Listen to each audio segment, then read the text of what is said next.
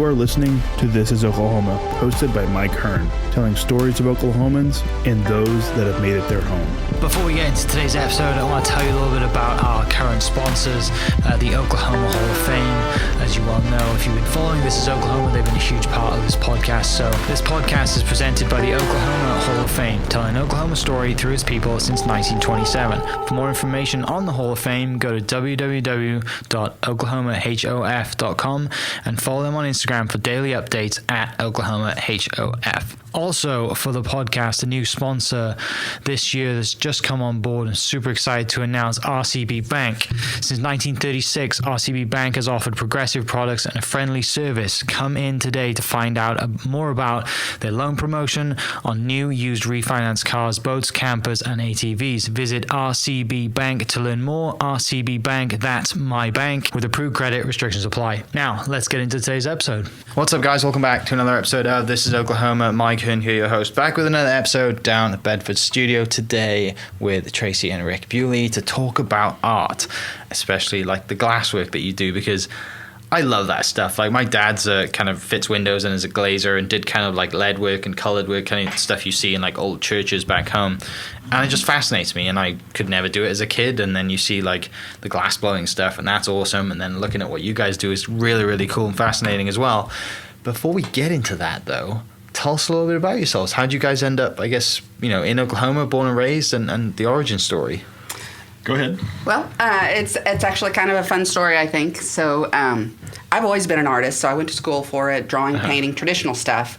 Kind of took a break from art after college for a while, as a lot of people do, and just worked for a while. And then eventually I ended up meeting Rick. And we decided that we wanted to do something artistic, but we wanted to come up with something that neither one of us knew anything about. So we'd both be starting fresh. Yeah. And at the same time, we happened to come across a gentleman who knew about fused glass, which is not something we had heard of before. And it got us very intrigued.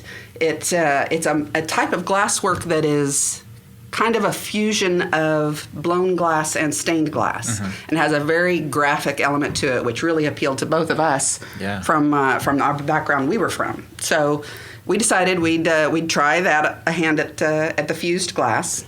We went with this gentleman to Minneapolis. Yeah. I always get that wrong. It starts with an M. And took a 3-day class with him to learn the basics of fused glass to see if we liked it, and decided that we did. And after 3 days, thought we were professional, and came back with a commission and bought our first kiln and equipment and supplies, etc. At this time, it was all, in Rick's brother's workplace. He had a little extra skinny room that was useless to him that he said, you can set up here if you like. So we set everything up there, squished ourselves into this tiny room, and started playing with glass. So we had this commission, which was kind of a large commission that was awards for somebody. So there was a presentation date preset before we even started. So we had a very specific time frame to get all of these pieces done. And what was it, close to like 150, 200, something like that? 150 pieces. Oh, wow. For a couple of people that have just learned the process. Diving into the deep end. You use the down payment to buy the equipment to actually produce the order with. So we had the design that was approved by the customer. The downside of that was we didn't know enough about glass cutting and the capabilities of the process we had just barely learned to know that the design that we came up was really not very feasible. Okay. But at this point already approved. Right. So we had to finagle our way through trying to get this done, which included ordering pieces pre-cut from California at the time and getting them shipped to us. And a lot of them were broken by the time we got them, so we had to learn to repair the pieces. And about halfway through the process, we realized that the kiln that we had, a small, nice kiln, was not big enough to produce this full order by the date needed. So we bought our second kiln, which was twice the size of the first one, while we were still working on this very first project, right? So it still delivered the last piece hot. We took it to them. So to answer your question, I was raised in California. I've lived here long enough to that I should quit saying I'm from California. I've been here since I was about 16 years old. And Tracy, born and raised in Norman, Oklahoma. So Yeah. that's how we got here. Tracy, you said you grew up in art and went to school for art and stuff like that. Rick, is similar for you or not? Carpenter, fabricator. Okay. Started off with wood as a trim carpenter and eventually moved to acrylic, plexiglass work, display cases, Aquariums. signage, aquariums, that kind of thing. And then, my day job is still with MTM recognition. So I still work with manufacturing awards. With all materials. Yeah. So that's been Fascinating stuff for sure, and every day is different. Yeah. Every award's, that's good. That's significant stuff. And it really, really makes you deadline conscious. Right. So many contractors and so many industries are, here's the month that we anticipate finishing, and with an award, there's a Academy Award or a presenting of the MVP. You don't be late. So that's been good for our reputation or reputations in general of flaky artists. Sure. Yeah. So we like to say we're a little different in that we're very time sensitive and understand real deadlines. Very reliable. Yeah. And you want to build that reputation too, right? And you keep compounding on that, and they know they can trust you and stuff like that. Exactly. So you came here from California when you were 16. Why'd you move? Why'd the family move here? They were all from Oklahoma. Mom and came dad, back. Yeah. More Oklahoma, family farm and stuff down there. And, So when he retired from the Navy, moved back to Oklahoma. So you guys went to OU and met at OU? No, I'm barely a high school grad. Wasn't my thing. I'm a maker. Gotcha. And books and stuff is not my forte. Tracy has a degree in art. Okay. From OCU. Okay. So, nice. where we met was actually at MTM, which is the place that he still works at, and kind of fell in love. Yeah. Tracy was head of the design department there. Yeah. Okay, gotcha. And I oversaw our fabrication as well as all of our offshore factories. I'm in China, or was. Yeah, right. Three to 5 times a year. We have a factory in Mexico that's really cool to work with. Gotcha. And so I still have a fun job. Yeah. Tracy, tell me about what gets you into art from a young age. What kind of intrigues you about art stuff, and then pursuing it in school as well. Well, I don't know that it was something that I could easily put a name on, because I've just always drawn and painted. I mean, it was just what I did. I mean, I remember as a high school or even grade school kid drawing things for the other kids. Yeah. I even did fake tattoos with magic markers on people's shoulders, and drew lots of princesses in the margins of my notebooks and stuff. So I did a lot of drawing and was always interested in it. And I went to school for art, but I kind of switched majors for a short time, trying to get into psychology or something else, and just did not have the interest enough to keep it going. And I just kept going back to the art world. So ended up with graduating. So would I guess when you're graduating high school, going into college, the goal and the dream after college is to open up a studio of your own?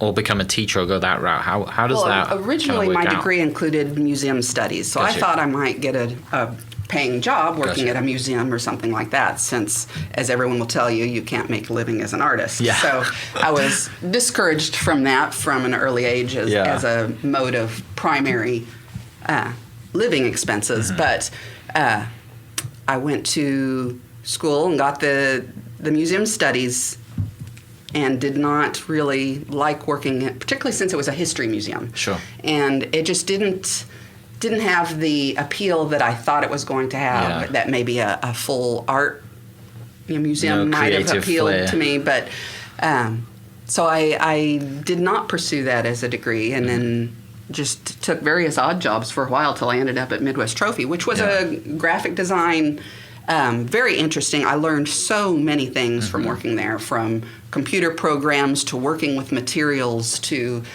drawing in a realistic fashion on the computer, which was not something I had done much before. Right, because you guys have probably been through the phases of hand drawing it and then building it to CAD and 3D, and now you just click a few buttons and it's there, isn't it? It's just wow. Well, when I was in art school at college, by the time I left, they had one computer for doing graphic illustrations on, and that was for the whole school. Yeah. So it was not the major part of learning at that point. So all of my computer skills basically learned on the job and later on my own time. Well, when I graduated, we had one laser cutter, and we thought that was the best thing ever in my kind of design technology class. And you got to make little pieces, little jigsaws or whatever, and never anything 3D. And now you see the 3D machines. It's like, this is insane. It's amazing. It's so cool. So for people who don't really know what Midwest Trophy does, I mean, to the scale and level that they work at, like people might just think, oh, this is just a little kid. No. This is like big time trophy. It's I've been there 32 years, and it's always been a place of innovation and the latest greatest stuff. And there's 600 employees worldwide. I mean, it's an $80 million a year company making trophies, and the Little League and Soccer League trophies and stuff is very little of our business anymore. It's obviously got us where we got to, but we're the official supplier for the NCAA.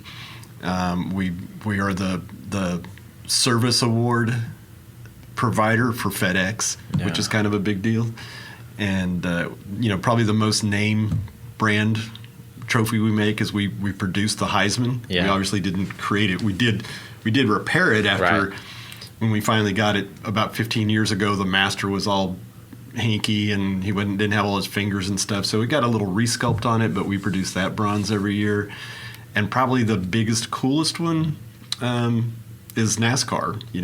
They hand out lots of, we supply them a lot of cups and trophies, and we're the current supplier of their championship trophy, which we had to beat out the incumbent to get that. They weren't even they wanted a new design, but they weren't necessarily unhappy with the previous supplier, which was Tiffany's. And Tracy was head of the design group at the time that created the new design that they were so blown away by that they gave it to us. Yeah. And it's an expensive trophy. Yeah, no doubt. And with the Heisman, do you guys who it is before it gets announced, and you have to keep that quiet? No. We actually so they've narrowed it to finalists. Okay. So we send a plate with each person's name on it. Got you. And then they just screw it on. Got you. That makes holes and all that stuff. We've done. At one time we had the Blockbuster Awards, right? And we had our engraving guy in a locked room, doing the engraving on him. And couldn't say a word to anybody. Right. That's amazing, and it's crazy. I know the story as well, and it's I don't think people listening realize how big of a deal Midwest Trophy is. It is. It's a very cool place. We have factories, overseas and in Mexico, and it's really, really neat to, and I'm in the big middle of that. My current position there is research and design, which is my favorite thing to do. Right, because you just get to look at cool things and find out hey, we be super creative, I guess. And equipment. Our latest 3D printer that we've purchased recently. Forever they made trinkets. There's no place in the awards industry for trinkets. The current one produces a finished piece. I literally got a piece off of it, painted it to look like a bronze, and sent it to Clemson University for them to sign off on us making a bronze for them. So that was the first. It really, was worth the trouble and the money. Yeah. And having said that, so being involved in all that, and Tracy as well, in our own personal studio. Since there's only two of us and we do produce quite a bit of art, we have our own laser cutter, our own water jet cutter, our own plasma cutter, our own CNC router, and there is nothing more satisfying than going around and getting 2 or 3 of them running at the same time. Yeah. And it's just me running them. That's so fun. Yeah. So you both, you meet out Midwest, you're doing this, and then you said you get to the point where you're like, we want to do something creative on our own. You get the kiln, you have this order, you get through that, right, as new business and trying and trial and error and sleepless nights, I'm sure, and you finally deliver that product and you think, okay, if we can do this, then we can pretty much do anything now. Tell me, where does it go from there? What time of year is this? When is this? And kind of what is the next step, I guess, after bringing in that second kiln as well? Well, and it's funny you would ask that because we kind of were at the same point. It's like, now if we get through the order and we just start making cool stuff, this is fun, this looks cool, how about this? And then it's starting to stack up a little bit, and hadn't really thought beyond that point, what are we going to do? No plan. Got the stack of finished glass pieces that we liked. So this was fun. We're learning. But. And we come into the studio one night, and my brother, it's his shop during the day, has laid this article on our workbench about an art show, OCCC art show they used to have down on South Side. Well, let's do that. Let's apply for this art show. And so we applied for the art show, and we got in. And so it's our very first time ever to display our work for sale to anybody ever. We like it. That's all we know. And the thing opens at 3:00 on a Friday afternoon, and we sell our first 2 pieces at 3:30, and went, oh, okay. Yeah, people are going to buy it. This is worth coming here. Yeah, right. People like it. It was fun. Yeah. So what were those pieces that you small glass pieces, kind of just mantle stuff? And at the time, all we did with glass was bowls and plates and just glass by itself, basically. We have evolved long past that now. I mean, we do those pieces too when the mood suits us or the commission calls for it, but we do much more mixed media type work now. So we include acrylic or steel or wood or whatever material. A lot of found items. We love finding really cool items we can include into our sculpture. So it's much more mixed media now. So you, like I said, you have that first art show, and obviously this is like, so when do you get to the point where you quit your job with Midwest? Like, is this in the same timeline, or did you already stop working? I quit from Midwest Trophy about 2.5 years ago. Okay. So it's been fairly recent. Yeah. 15 years later. Yeah.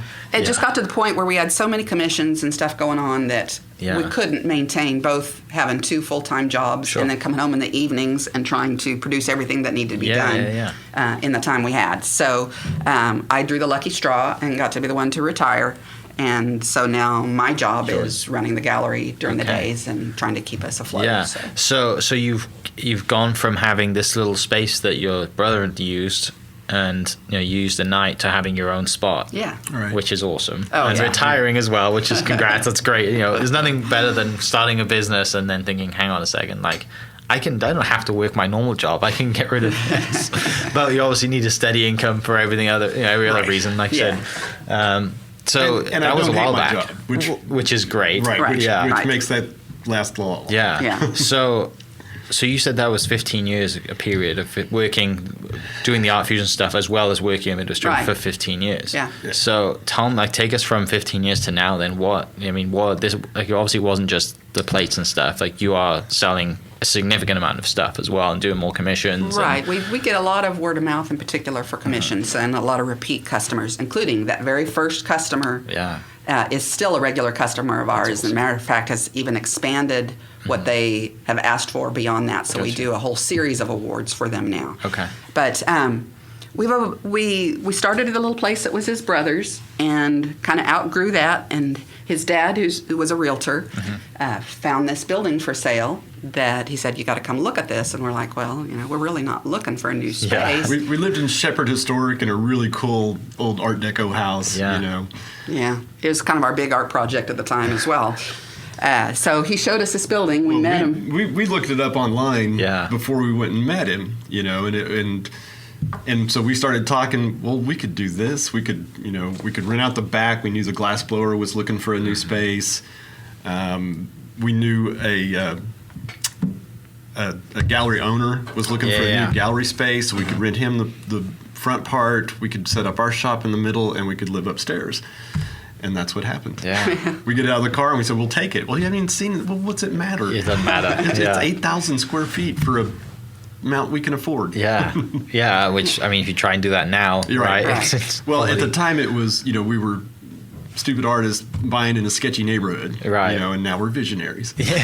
It's amazing how that works out the right way, isn't it? Yeah. And it's, that's artists worldwide. It's not unique to us to, all artists can afford is some big sketchy place, and they usually almost always turn into a cool part of town. Yeah.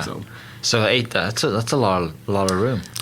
And that was before we added on, bought the building next door, which added another 4,000 square feet. Wow, yeah. But we had the 2 renters set up from the beginning, which helped paying rent. Of course, considerably. And eventually, we've actually narrowed it down to just the one renter, and what had been the gallery space up the front, which was another artist's gallery, we now have as our own showroom and gallery. So That's really we don't cool. rent it out anymore. So our business is, we do a couple festivals a year. They're fun. They're satisfying. They're we'll sit next to some of those artists that do that for a living. Oh, don't you get tired of people coming in and telling you how cool your work is, and then they don't buy anything? And it's no, we really don't. Yeah. It isn't our only means of business. Commission work, architects and interior designers in town will reach out to us again. I think because they know we'll get her done by when it needs to get done. Yeah. On top of we do nice work, Yeah. So I think that gives us a little edge, to be known for being professional. And then the public art, the 1% for public art. It's one of those that's kind of a pain to go through all the paperwork and the process and all that, but it's one that you win. Right. I beat the other artist. Yeah. So. Well, I just saw, I had Matt Goad on a while ago, and Matt's piece that's going in the airport. Now it's being finished, and you're seeing it, and it's massive, and it looks so good. Yeah, it's one of those that you brag about knowing that guy. Yeah. And we did the podcast like when it'd just been announced that he'd won the commission, and I had no idea what it was going to look like, and he was trying to explain to me how big it was going to be. Yeah. I just couldn't wrap my head around it, and he's like, oh, it's like, it's ginormous. So our little contribution was we laser engraved his presentation folders. Nice. So we got to hear he tried out his presentation on us, and it was like, man. Yeah. He just sold it. It was probably one of the best presentations anybody's seen. Yeah. The good thing is when you speak to people like yourselves and Matt and other artists, like, it's. You don't do it to make money. You do it because it's a passion. You do it because it ticks the right boxes and it gives you freedom and it gives you sleepless nights. But the product at the end of it's totally worth it. Yeah. Well, we've always talked about it as we just want to make enough money to buy new toys. So, and usually that means equipment. So that's how we've ended up with some really cool, fun equipment for producing more art and be able to make more things, giving ourselves more capability. Yeah. And like Rick alluded to, the more equipment we have, the fewer people we need to help us because we can manage it all ourselves through. Yeah. And it's hard working with people. Especially if you're not the first person to say that. Especially if you're a couple of artists that are right. It's got to be like this. It's got to be perfect. Yeah. You mentioned the commercial stuff. I saw on the website and maybe the Instagram as well, like just some of the commercial stuff you've done and the way the light shines on it and the shadows. It looks awesome. And then especially the colored glass stuff. I guess what was the first commercial project that you had and how was that whole process? You mean like public art? Yeah. Oh, yeah. Just the first, I guess, biggest piece that you'd done, piece. Right? That was like, oh, this is like we're stepping out now. This is another big piece. Was that Wilson? No. Did we do something before that? Well, that's a darn good question. We didn't know there was going to be a test. Sorry. I'll have to think about that one. Yeah. We've done a lot in hospitals. That one may be the first. Samus was a big Samus one. Education Center, right next to the Children's Hospital. When it was being built, we put art in like 4 different floors. Okay. Of that. Yeah. Facility. Is that the kind of hangs from the ceiling? Well, there's one big wall with a big, like 40-foot long ribbon of glass on it, and then there's some different things. The hanging one, that's SMU, and that's my acrylic background. Yeah, it's not glass. That's at not all. even glass. That's awesome. That's fluorescent acrylic hanging from the ceiling with steel. That's SMU. We're currently waiting on the down payment. The check is supposed to be in the mail for the new the expansion to the Whitewater facility down on the river. Yeah. We won. Yes, yeah, that's great. Like you win it and you're like, oh, now we have to go to work now and do this stuff, right? And produce this thing. With that process then, with like the design process and do you have some, it's probably both things. You probably have customers come to you and like, this is what we want. They're very specific. Or you have some that like, trust your process, like knock yourself out. Well, that's funny that you should mention that because, yes, that is very accurate. Mm-hmm. But we have one right now that is actually for the Contemporary Museum. Mm-hmm. Yeah. That the Matt's company built the Oklahoma Contemporary. Yeah. And so he's contributing a piece of art to their wonderful the headquarters floor. Mm-hmm. Yeah, the administration floor. Yeah. So we got to pick which wall, and they're saying just basically do whatever you want. Yeah. Here's your lighting. Here's what it's going to look like. You got windows over here. Yeah. Go for it. So we totally have a free hand on what Which we're going to is awesome. design and put in there. So And when people turn you loose like that, they're going to get a way better product than if they try to. No, we want the blue here, and then the okay, you're getting your design, Right, yeah. You're just fabricating for you at this There's point. people in your industry and in others who build stuff for people, especially if it's like spec like that, right? They're like, you're not, you're paying me to just install something. You're not paying me for my creative, like 15, 20, 30 years of education and creating. Like, Right. Exactly. It doesn't make sense. And I never understood that with, people who buy art and like, no, I want this. and, Like, and we have okay. some artist friends that the price doubles as soon as that happens. Yeah. Okay, if I'm going to fabricate your stuff, the price just went up. yeah. Have you tried that one yet? No. No, we're not there. Too many years at MTM, which is one of the Yeah. most accommodating companies you'll ever deal with Yeah. when it comes to customer service. They, they always say yes. Yeah. Yeah, that doubling price is hilarious, and I'm sure there's many more people that do that without telling you. They're like, no, it's this. Like, But also with because we don't our want to do it. MTN background, we've become accustomed to working with customers. So Right. there's a lot of Budgets. pieces that we do that are commercial based, that are based off their logo or commercial colors and stuff. And that works out fine. There's some really great pieces we've done that way too. They're just not as creative as getting to work from our own concepts. Is there, I guess, with being an artist and just having the vision and working, like I said, you've always kind of worked in woodwork and hand and just built stuff.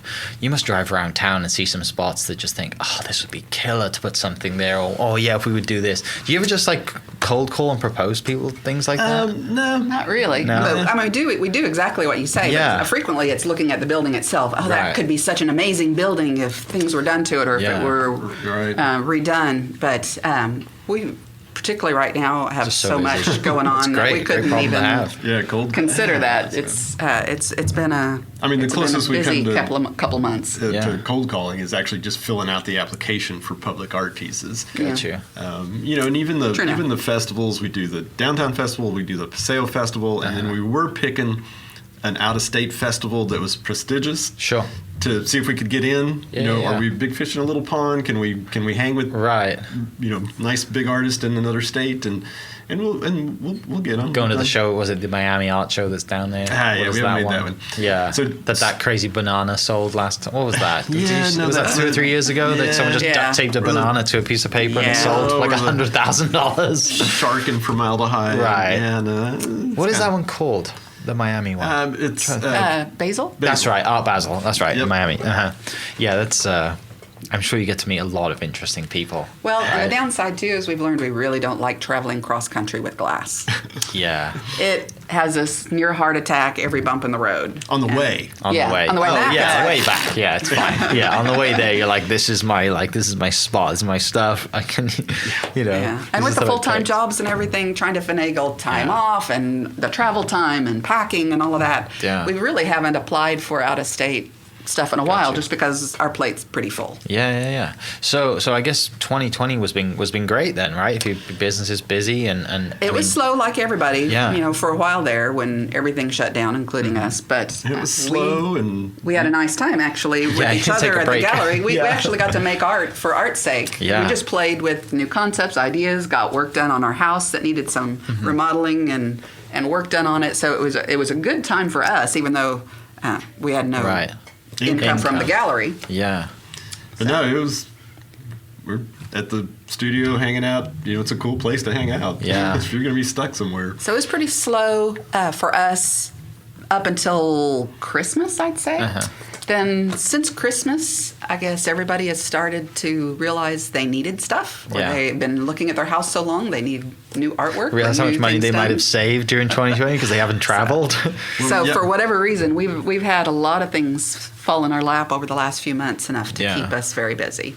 A lot of the stuff that you do commission that's just one-off, like people might see it, I guess, in the future, and like, hey, I like what you did for a friend, you'll get a referral, but I guess you probably just say, we can't do exactly that, but we can do something. Well, we can say it'll be similar. Right? Yeah. Right.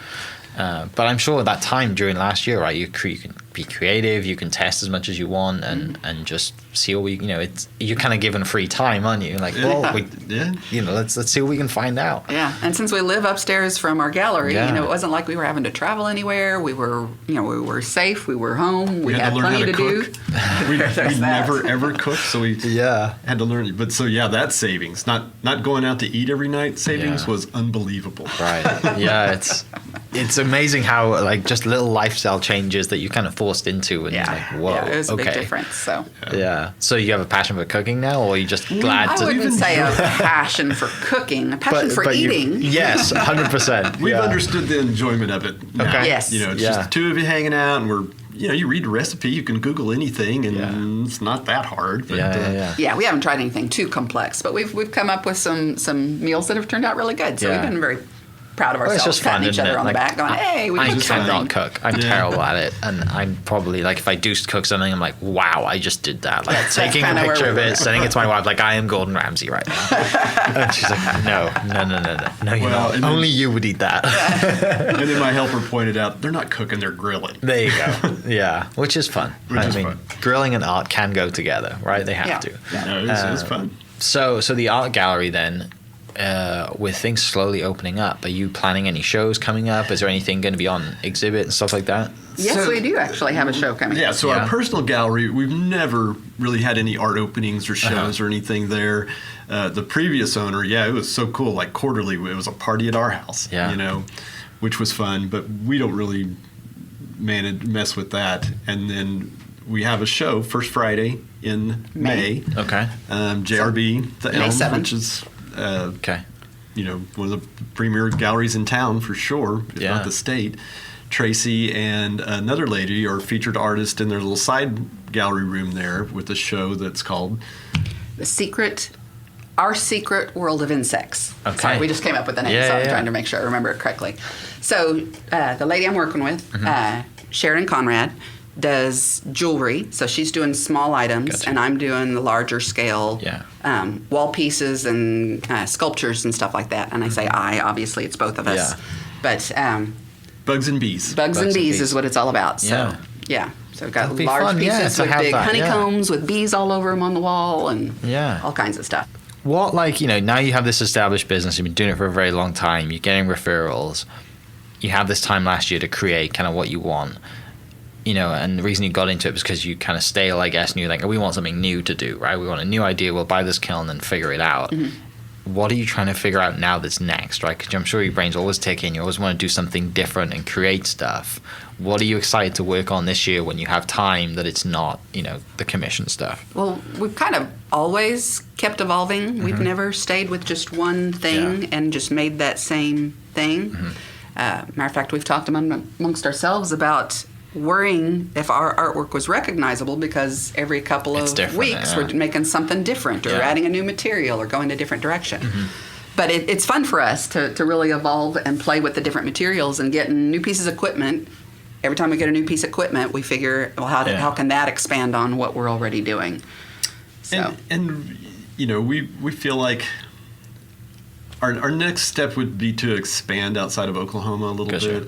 We feel like our work would hang nationally, and that the market outside of Oklahoma may be a little more profitable. Right. Yeah. What to that point, I know Oklahoma's kind of like trying to get behind local art and with all the installations, and it seems more like forward thinking, I guess. Mm-hmm. But is it progressive? Would probably be the right word for it compared to like either coasts, right? What is kind of like the Midwest like with art stuff? Is it kind of just I don't know the right way to phrase it would be. Is it kind of tough?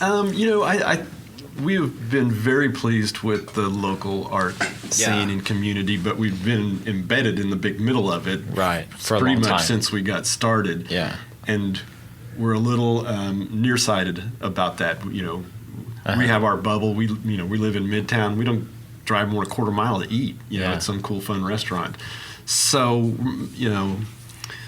we think the art scene here is really cool, and I just think the things that are great about Oklahoma City, the affordability of it, also carries over into the art. Yeah, and that if you were in a bigger market, I think the prices would that makes sense. Would reflect that. Yeah.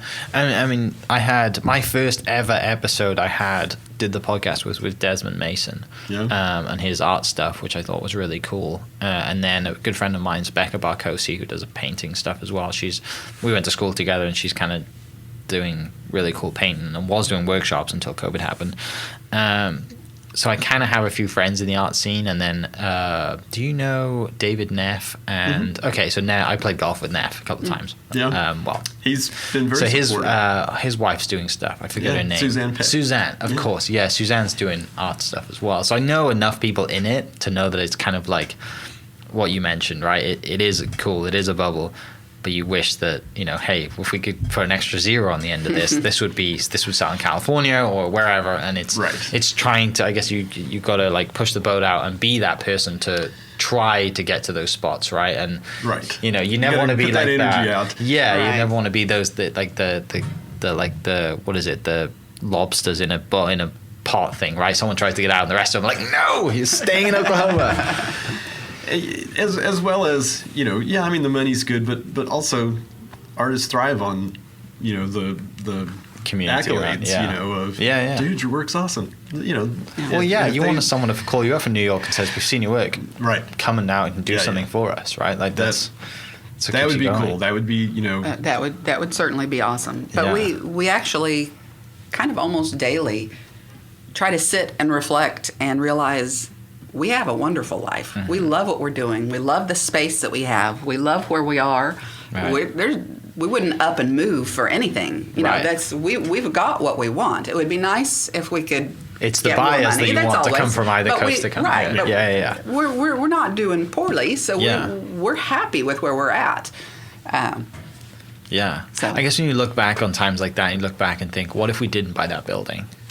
Right? Yeah. And you think, would we still be in that house? Like, what happens then? And, I don't know, you guess you just, you have no idea where things would be. It would have been a totally different life, I think. Yeah. Yeah, and fortunately, I don't have enough common sense to not do things like that. and I have we share that too. I'm the same way. I have 100% support from Tracy. If you got a crazy idea, all your crazy ideas have worked. Yeah, let's figure it out. Yeah, I mean, it's having like the support, right, and knowing that, hey, we can figure this out, and going to something. I mean, that's when you get to that point, like early on, right, when the kiln isn't big enough, we need to buy a new one. It's not a small amount of money, right, to invest, and even though this commission's coming in, it still eats out of your profit. But you've got to see it as an investment or whatever. Yeah, no, we just tend to go for it, and And at this point, you have enough successes along the way that there's a 9% chance it's going to work. Let's do it. Right. Yeah. Do you guys do like classes? Are you teaching anybody this, like back to kind of OCU and doing school, and then just like are you like handing this on to others and valuing that side of things? Not through college or anything, but we do teach classes out of our studio for people that want to come in and learn the basics of how to make glass pieces, particularly around Christmas. People love to make the Christmas ornaments and things like that. So they're as much classes as they are parties for people to come in and just have fun. Oh, for sure. Yeah, that's what I was thinking. Yeah. So, there's a wide range of things people can make. Most people make 2 or 3 things within 1 hour class. Yeah. So they just play and have fun with a group of friends or coworkers or whatever ends up being. That must be a lot of fun to host stuff like that. It is fun. Most of the time. Yeah, most of the time. The cleanup isn't, right? The cleanup's not bad. They just have to share the food and the wine. Of course. Unless it's the Girl Scout troop, and they rarely bring wine with them. So, I mean, I really appreciate you guys coming down and sharing some stories, and this is, fascinating stuff, and art is always something cool, and the story behind it, and, the reason people buy art, and there's so many, like, things attached to it. I guess not goals, but like where are you trying to take it this year, and kind of what do you see going forward, and I don't know, I guess plans for the future. I didn't say goals because I don't sense that you're very like, hey, we want to do this, like the doesn't strike me as you don't strike me as that type of people. Well, I mean, the goal is to continue to enjoy what we're doing. I mean, we're there, we're having a good time, we're making stuff.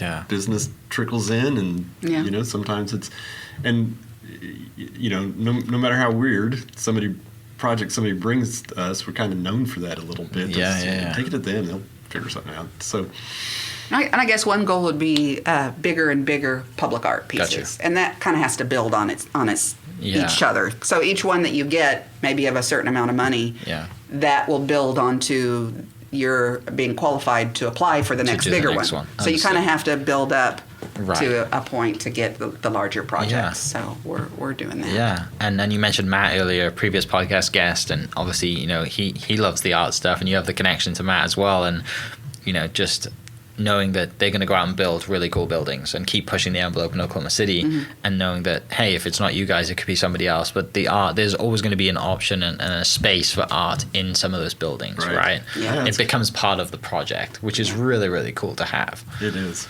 So that's very fun. And, having said that, with most of our work going to private clients, we don't ever see it again after we, sort of stumble in somebody's house and see a piece that we made 10 years ago is really fun. So getting public art and actually being able to drive by, see something that we made, that's a buzz. That's a good time. Yeah. Do you ever have any pieces that you just don't want to hand over? They're just there's so much time and effort in this, and it's just means so much. Yeah. Usually it's the very latest thing that we've done. Whatever we've got our most energy and still have our energy and thoughts in. Yeah. Like if you just finish a complex new piece with maybe a new process that you've been playing with, and somebody buys it before we've had a time to enjoy it for a while, that's okay. I guess I hope I get to see this again. And then we've had some pieces that we really like. So when we price our work, unfortunately, we've been in manufacturing our whole lives, so we have a hard time pricing art, with some random inflated number $10,000 piece, So we have a formula and a process, and occasionally we'll like something a whole lot, and so the price will reflect how much we like. Yeah, of course, because we don't really want to sell it. We want to put it upstairs in our own loft. Yeah, which hasn't been very many pieces, Right. So, but you obviously do have pieces at the house that you're like, we're not leaving. This is this one's gone upstairs. This is ours. That's really cool. Yeah. Well, I mean, I love your enthusiasm. I can see it, just in the way that you speak about it, the way that you look at each other and talk about it. This is more than just work for you guys, and it's amazing that it's a business and you get paid from it. It's not many people can say that they have a passion that they get paid for. I hope more people do in the future, and people listening to this, if you're working towards it, just keep going and take those risks and keep your head down. But there's been years and years that you guys have worked on this, after hours in your brother's in your brother's studio, right? And this is not just a overnight thing. You've been doing this for a long time, and there's a reason that you're successful and very good at it. So I want to thank you for coming down and doing that. May 7th, I'll put the links for that. People can go and check out yours. And what was the other lady's name in that? Sheridan Conrad. Sheridan Conrad's work as well. And I guess all the links and stuff to your social media will be in the description. But your website is artfusionstudio.com. Awesome. Great. Well, for everyone listening, I'll post the links to that down below. You can go check it out, and all the social media channels as well. And buy a piece, support local art, and we'll catch you next episode. Cheers. This podcast is presented by the Oklahoma Hall of Fame, telling an Oklahoma story through its people since 1927. For more information on the Hall of Fame, go to www.oklahomahof.com and follow them on Instagram for daily updates at oklahomahof. Also, huge shout out to RCB Bank for jumping on board to be a sponsor. RCB Bank's loan promotion is here for a limited time. Head into any of their 40 Oklahoma locations to get as low as 1.79 APR on your next car, boat, camper, or ATV. Apply online at rcbbank.com. RCB Bank, that's my bank. Rate and finance with approved credit. Restrictions apply, and member FDIC. Huge shout out to my sponsors. Thank you for listening. We'll catch you next episode. Cheers. Thank you for listening. We are inspired by those around us and hope that you are too.